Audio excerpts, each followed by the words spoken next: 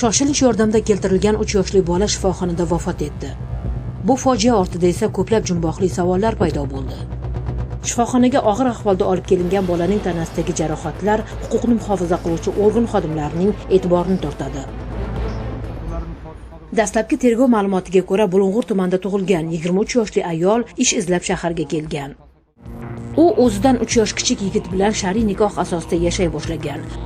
Oradan bir muddat o'tgach, ayol 3 yoshli o'g'ilni ham ular ijarada yashayotgan uyga olib kelgan.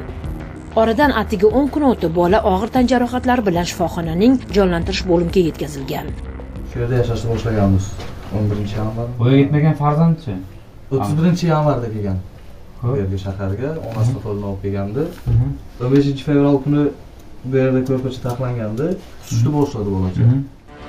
Shifokorlarning sa'y-harakatlariga qaramasdan uning hayotini saqlab qolishning imkoni bo'lmagan.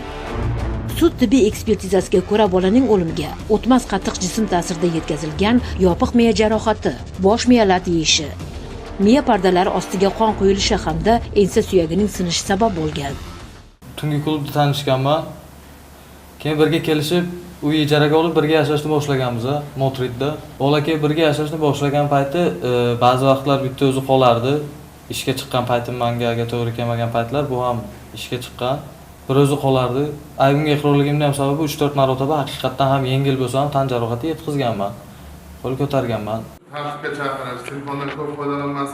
Jinoyat ishlari bo'yicha Narpay tuman sudida o'z farzandining o'limida ayblanayotgan ona va o'gay ota sudlandi.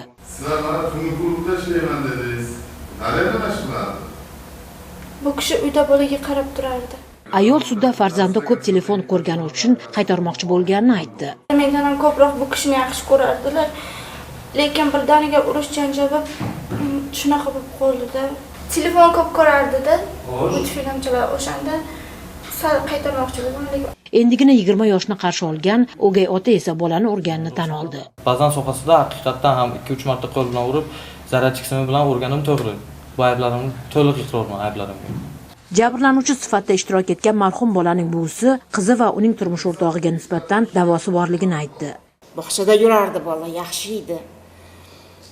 Lecheniya olayin dedim. Keyin u kelib olib ketdi. Men bir 4-5 kun lecheniya oldim. 10 kunga bormay shu nevaram yo'q bo'lib qoldi. Ya bularga davoyim bor.